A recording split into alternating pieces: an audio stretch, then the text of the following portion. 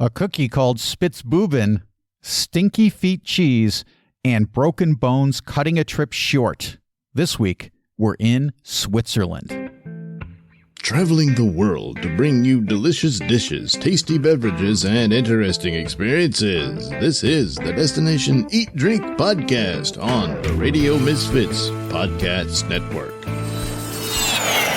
I'm Brent Peterson. Welcome to Destination Eat Drink, the travel podcast for foodies. If you love food and travel, you've found the place. Each week, we explore the cuisine of the world at DestinationEatDrink.com, on the Destination Eat Drink YouTube channel, and here on the Destination Eat Drink podcast. My guest this week is award-winning author, podcaster, and world traveler, Rick Kaempfer. But first, if you like the show, please vote for us in the Best Lifestyle Podcast category at the 15th Annual Taste Awards.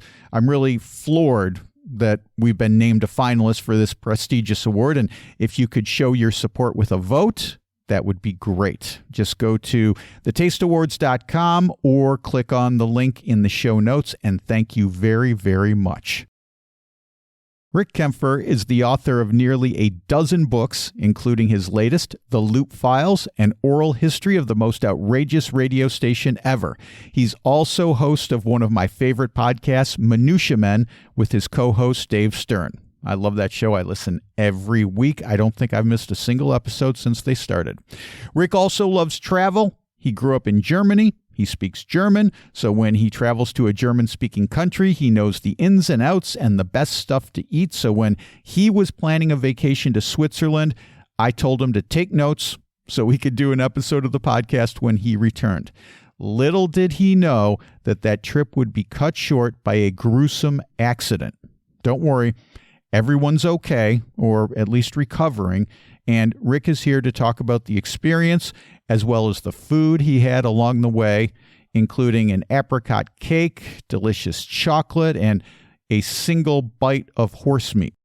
Rick also talks about the freshest, cleanest water ever and that famous Swiss cheese.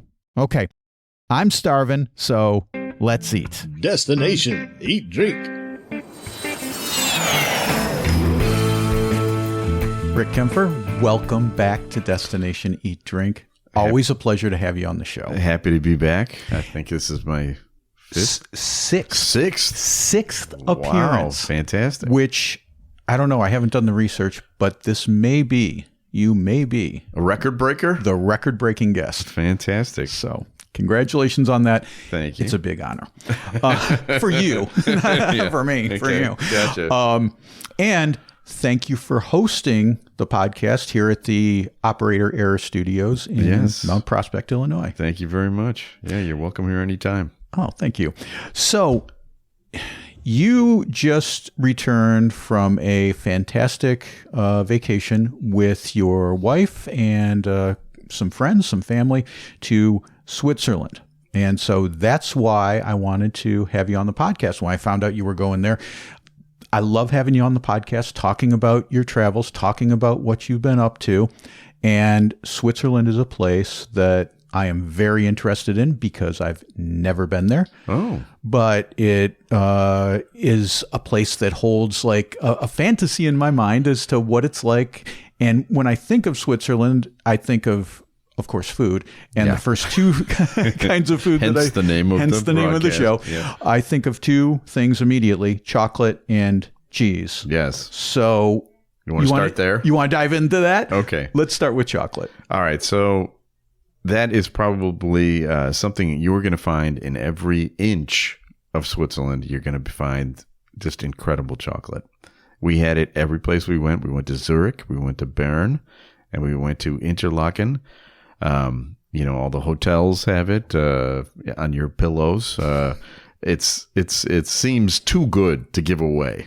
Wow. You know what I mean? But there's a brand that I love that actually you can get here in America too.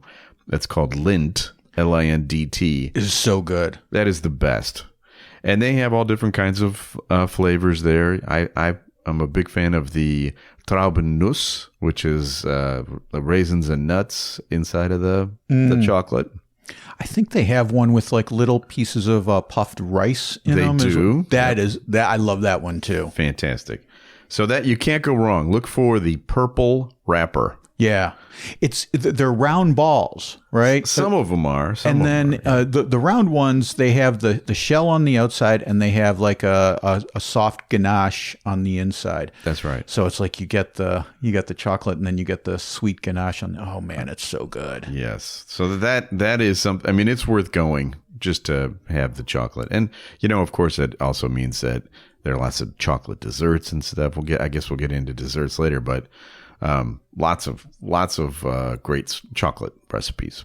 That's awesome. Any other? So the thing about Lindt is, I'm generally more of a dark chocolate guy than a milk chocolate guy. But yeah. I've seen, because you get a bag of those Lindts and it's different kinds, and some are milk chocolate and some are dark chocolate. Yeah. And even the milk chocolate, which, like I said, I'm not as much of a milk chocolate guy, it's still very, very good. Yeah, I mean, there's so many different kinds of brands. Each town has their own specialties. That is awesome. So just you can't miss it. Any shop that you walk into will have a chocolate section, and it's not like the grocery store where you've got like $1,000 bar and a $100,000 bar, I guess. Right. Yeah. Back in my day, Brent, we called them $1,000 bar. So you're not getting a Kit Kat or a Snickers or something like that? No, there's no Twix. No, there's nothing like that. There's none of the American chocolates there. Yeah, I'd say I think it's like an art form. It is. Well, some of the towns, and we didn't get a chance to do this because my trip got cut short. But some of the towns have like chocolate tours that you can go on. And I will do the research for you and find out what that is and send you that information. That's perfect. The chocolate tour. Oh, yeah. Imagine. That's just decadent, man. That is great. Okay, so that's chocolate, and then there's cheese. So, we're in Switzerland. I think Swiss cheese, like Gouda and stuff like that. Yeah, but the Swiss cheese in Switzerland is not called Swiss cheese. Yeah. Okay. Surprisingly. It's called Emmentaler. Okay. Emmentaler cheese. That's the traditional Swiss cheese that the rest of the world calls Swiss cheese. That has the holes in it. Yes. But the main way that cheese is consumed in Switzerland is in meals. I mean, it's not like a snack so much as it is like fondue is huge in Switzerland. You can't trip over your favorite person without hitting a fondue joint. And also probably the signature dish of Switzerland is called raclette. Have you heard of raclette?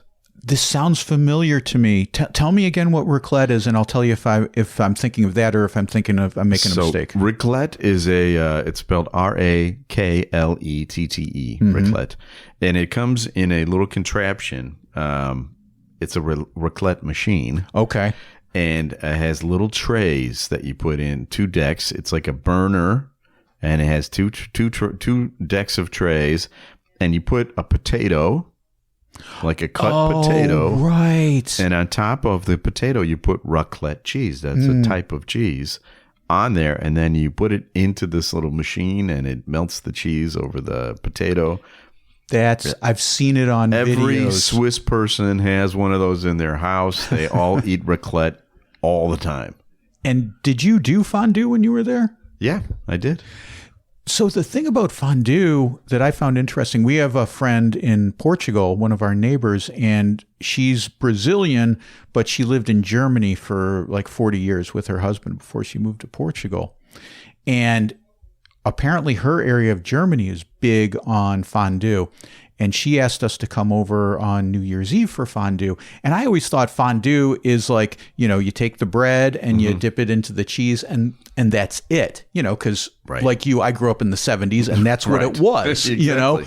But the variety of stuff that you're dipping in there goes way beyond just bread. Some places specialize in just the oil, where you can cook your meat as a fondue in different types of oil and add spices and stuff like that. Right. There's no limit to what you can do with vegetables fondue. too. Yeah. The fondue I had was flavored with like dill and wow, and a couple of other spices, and it was just fabulous. That is fantastic. So when you do the fondue, is fondue a dish on a menu at a regular restaurant, or are there restaurants that are dedicated specifically to fondue? In Switzerland, it's a dish on the menu. There aren't really fondue restaurants as much as they are here. Like here we have places that specialize in that. Right. In America. In Switzerland, it's just like basically every single restaurant you go in will have a fondue option. Awesome. So we got fondue. We should talk about the raclette, because you said every household in Switzerland will have this machine with the trays that you make the raclette.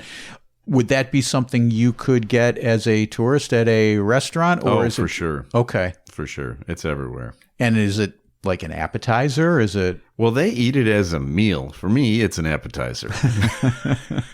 What else is coming? Yeah, exactly. I'm not going to have 5 of these because it's not enough for me. But it tastes good. It's just they're very proud of their raclettes. That's their thing. Do you remember what kind of cheese was on the raclette? Or is it's called raclette cheese. Okay, that must be where it's hitting into my brain that I've heard of it before. Yeah.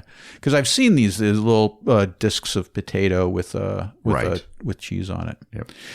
Any other cheeses, kinds of cheese, or ways that cheese was served that you found particularly interesting? There's another cheese called Gruyere.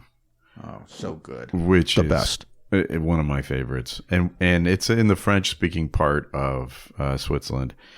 We didn't make it there this time, but I had been there previously and had the cheese there. It was just amazing.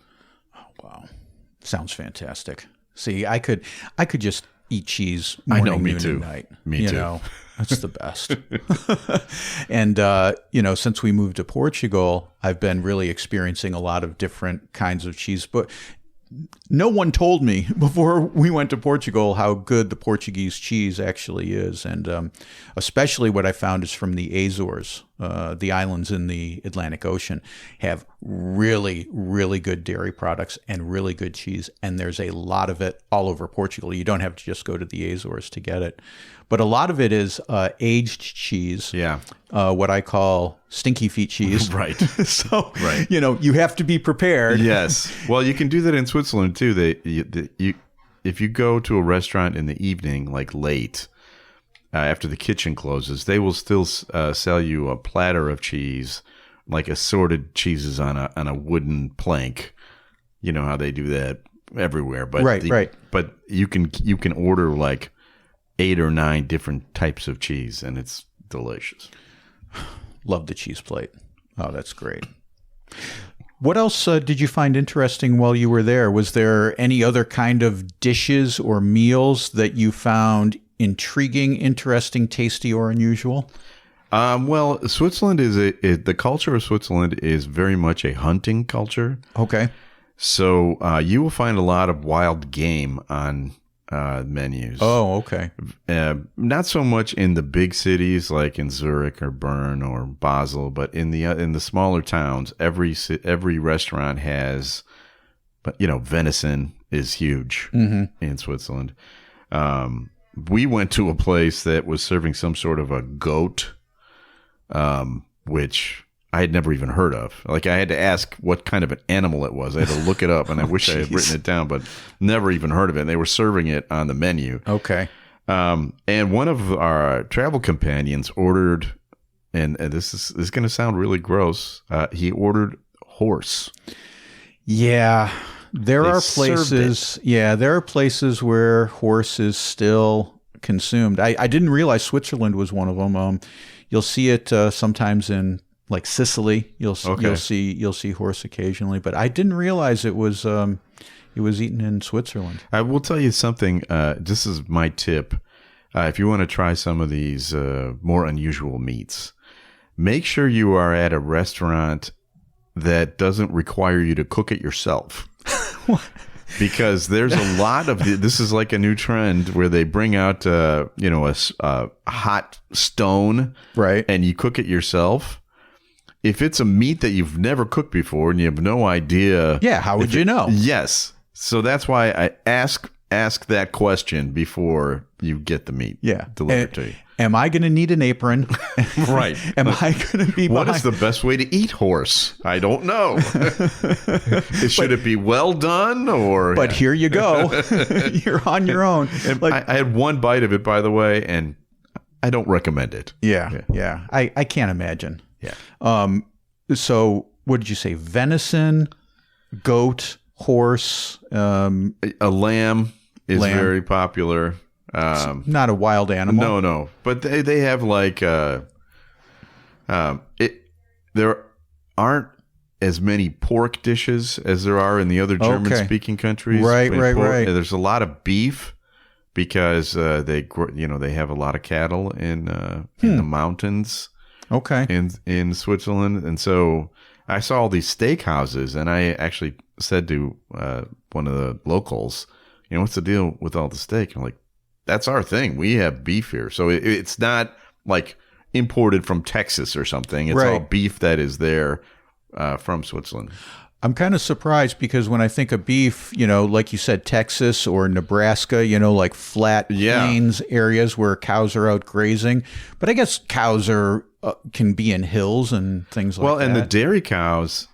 Yeah, because they got tons of dairy, right? Right. And some of the cheeses have very strict rules about the altitude that the cow grazes at. Interesting. Like you cannot have...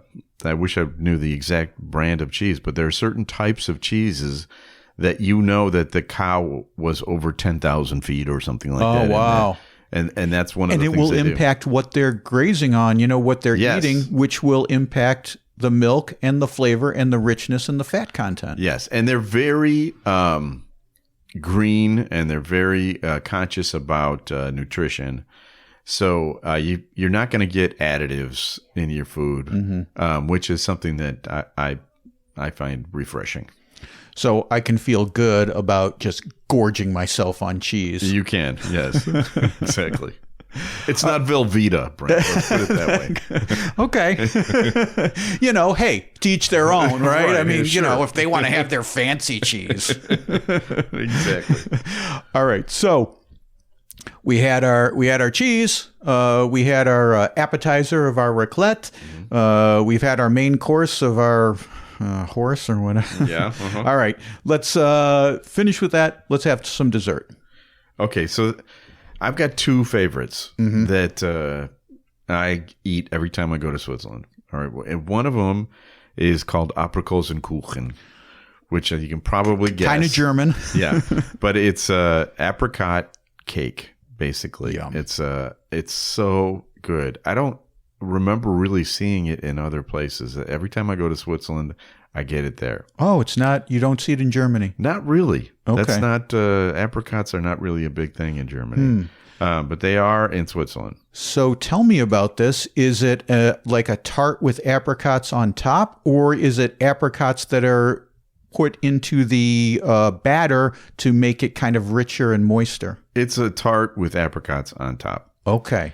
But the cake part of it is very crumbly. Oh, okay. And sweet, and then the tartness of the apricots mix perfectly together. It's just a delicious treat. Oh, fantastic! And you get this at any bakery and oh yeah, they're everywhere. Yeah, and I actually buy it every time I go to Switzerland. I've been to Switzerland many times.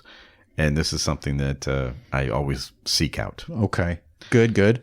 The other thing is called Spitzbuben, which all right. First off, doesn't sound appetizing. And this is a cookie. Okay. All right. It's a powdered cookie, with powdered sugar, but it has like a hole in the top that has jelly. Various different kinds of jelly. It looks like a stained glass window. It's like almost a work of art. Wow. And it tastes so good. You can get it in any flavor that you want. All right. Spitzbuben. Spitzbuben. I know the name. All right. So I'm trying to imagine this in my head because I've never heard of this before. Is this like a big cookie? No, cookie? It's like little regular cookie size. Like you get, buy them by the dozen. Yeah. So I was going to say I need at least half a dozen of these. Definitely, for sure. Okay. Yes. Sounds good. Any bakery. Go to any bakery and ask for the Spitzbuben. I have to imagine just in general, the bakeries are really, really good in Switzerland. They're quite good, yes. Because, you got chocolate. Yeah. You got Spitzbuben. My sister was on this trip with us, and every day she went to get the chocolate croissants at the bakery, which is, the little chocolate shake. I mean, they're all over Europe, but right. They're so good. Awesome. So what are the prices like? I mean, I think Switzerland kind of has a reputation as being a very expensive country to go to. And that is a correct reputation. An assumption that you should believe in. It is very expensive. Okay. But if you know that How much is a Spitzbuben? Well, the bakeries are not bad. Okay. And, the coffee places are not that expensive. You're getting a sip of coffee, though. So espresso. Yeah. Europeans and their espresso. I come back to America, and it's like I haven't had a drip coffee in 2 years now. I know. And so I've been drinking drip coffee the past couple of days, and I'm like, yeah, it's good when it's made properly. Yeah, it's really good. I haven't had it. I'm like this snob where it's like, oh, espresso, only espresso. But drip coffee is really good too. If it's made well, it's really good. Absolutely. I saw Starbucks in Switzerland. There was Starbucks in Zurich. People. Yeah. They're everywhere. I say this all the time. Do not go to Starbucks when you're in Europe. Right, because there's a Burger King next door, and you can go to the Burger King. God, stop. Yeah. Stop. All right. So expensive, yes. And Switzerland is not in the EU, so you're not using euros. Right. Swiss francs. And what's the is it like 1 to 1? It's about 1 to 1. It's not quite. It's a little tilted toward the Swiss franc. So maybe it's like 1 to 1 to a euro. Which is currently like, I don't know, last time I checked, $6, $7, something like that. It's about the same as that, yes. Yeah. But obviously that changes all the time. Yeah. So, we're recording this when it comes out. It could be, a nickel either way. Yes. Or more maybe. All right. So we're coming to this part of the story where, you were supposed to be there for how long? 2 weeks? 2 weeks, yeah. 2 weeks. However, at the 5-day mark, which, 5 days, something happened. Yes. And if you could share, because I think, I'm not trying to make you relive a traumatic moment, but I think this story is useful for people who are planning to travel, whether it's to Switzerland or just in general. Well, so I was on a mountain biking tour just outside of Interlaken. And it's spectacular scenery. It's just the most beautiful. I have been a lot of places, and I think this is the most beautiful place in the world. That's high praise. Yeah. It's spectacular. And we were riding our bikes through this with a guide, a 6-hour tour. And we were, going to all my old haunts. I used to go to Switzerland a lot when I was a kid because I lived in Germany. And so this was the part of the world that I have the most fun going to because it brings back all these childhood memories. All these fond memories, yeah. And maybe that was why I thought I could ride a bike again because I am 60 years old. And it turns out, Brent, that we made it about 5 hours and 56 minutes out of the 6 hour 6 hours. Tour. Okay, 4 minutes away. Yeah. We stopped to get an ice cream cone. We had one turn left, and the guide said, all right, we'll just go under this bridge, take a right, and then we return the bikes. We went under this bridge, and I didn't hear him say, oh, by the way, the bridge is low, so duck. Low bridge, everybody down. Right. Well, I got to the bridge and I saw that it was low at the last second. I ducked, and because was a jerking motion, I turned my bike slightly, hit a curb, went flying through the air into a jagged stone wall. Ow. My head hit first, then my shoulders, then my left shoulder, and I snapped my arm. It's straight through, broken. Rick is not exaggerating. I personally have seen the x-ray. Yeah. And it is snapped. When he says snapped, it's like snapping a twig over your knee. You know, Yes. I mean, completely. So, Yeah. what do you do?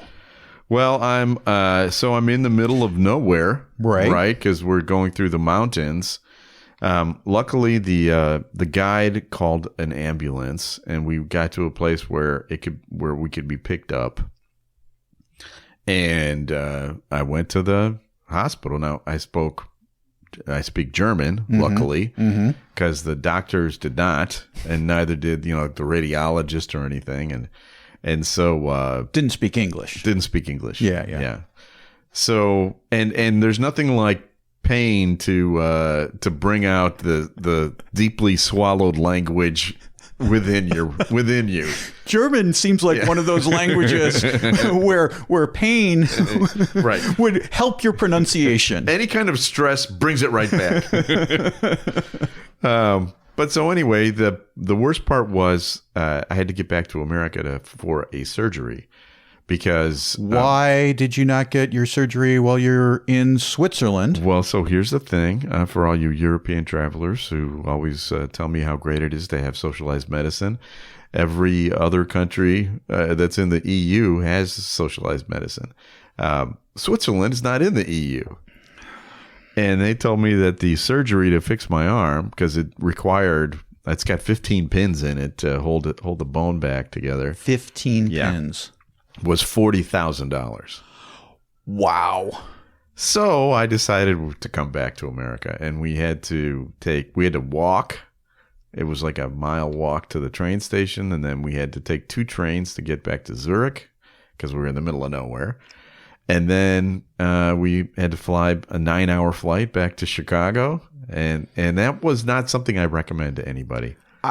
Seriously, Rick, I know we've kind of been lighthearted about this, but I seriously cannot imagine the pain of it was awful. of those train rides, and especially that plane ride back with this unrepaired arm snapped in two. Right, and just hanging on the side of my arm. Oh my God! And my wife had to carry all the suitcases because I couldn't lift anything. I couldn't put any pressure on my arm. And so she was a trooper. She's been fantastic throughout all this. I can't imagine. We were talking about this before. I can't imagine the stress on her as well. Right. Because, Plus, she missed half of her vacation. and your vacation got cut short. Yeah. So, all right. All the sympathy in the world to you. I'm sorry that your vacation was cut short. Yeah. I just have one follow-up question. Okay. How was the ice cream cone? Oh, it was fantastic. It was soft serve. It was a soft serve. Interesting. Which you never get over there, a soft serve ice cream. It was fantastic. One last tip before we go. The water. Oh. In Switzerland. Because you got the mountain streams. Is the best water ever. It's good. I mean, there are fountains every 15 steps. Like, you go to a city like Bern, it's known for their fountains. You can drink out of the fountains. There are, they have spouts. Put your water bottle in there, and you're getting pure mountain water, and it is ice cold and fantastic. Oh, I love a good, it sounds silly, right? But I love a good, cold, fresh, clean glass bottle of water. Yep. Oh my God. Fantastic. Don't buy the bottled water. Right. Yeah. Right. Get the real stuff because it's free, right? It's free. And it's everywhere. Yes. Well, I know this trip did not end the way that you wanted it to. Yeah. But I do appreciate you sharing it with us, because before you went, when I found out that you were going, I was like, Rick, take notes. Yeah, right. Because I want to hear about it, not only for the podcast, but for myself as well, because I'm interested in this place. And I got to say, 100%. You delivered. Oh, thank you. Even in pain, even with an arm broken in half, you delivered. So let me tell you the name of a town. Okay, please. Okay? It's Lauterbrunnen. Lauterbrunnen. It's been in 2 James Bond films. Oh, okay. It's a guys hanging out of airplanes and stuff. It's sort of, yes. This is a place where people just jump off the mountain. Okay. Do like mountain diving or whatever. That's the completely insane people are at this place. But it is so picturesque. It's like walking in a painting. It's that beautiful. That's my recommendation. Thank you for that.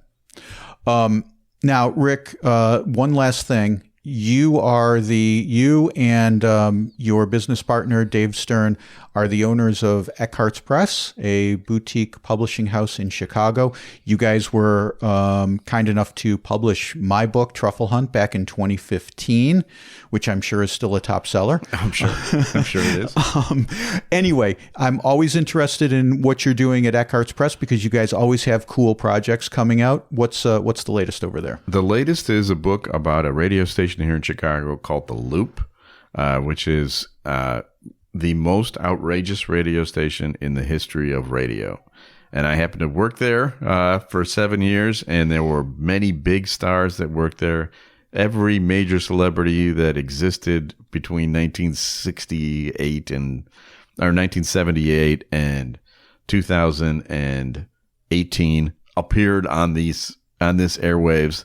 Some unbelievable stories. It's an oral history of WLUP, The Loop. These guys, I grew up in Chicagoland just like you did. This was the radio station that everyone listened to, but it was so much more than just they were a rock station, obviously, but it was so much more than that because the personalities on the air were bigger than ever. And when we were in high school, back in the 70s and the 80s, every kid in high school listened to that station and had a black Loop T-shirt. Right. Everybody. That's right. And they're still out there. You can still get the shirts out there, and now you can get a book. That's all right. About it. And the website to order the book? It's eckhartzpress.com. That's ECKHARTZ press.com. Rick, thanks for taking time out of your physical therapy to visit with us today. Always a pleasure to talk to you. Thanks for being on the show. Thanks, Brent. Okay, that's Rick Kaempfer. Always great to catch up with him. Since we recorded this, Rick is recovering and diligently doing his physical therapy, so good for him. Although he might not make his starting pitching assignment on opening day for the Cubs, let's shoot for 2025.